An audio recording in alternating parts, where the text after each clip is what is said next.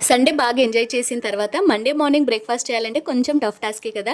Batters ఉంటే పర్లేదు, లేకపోతేనే కొంచెం ఇబ్బంది. సో, అలాంటప్పుడు ఇలా ఉల్లి పెసరట్టును ఒకసారి ట్రై చేయండి.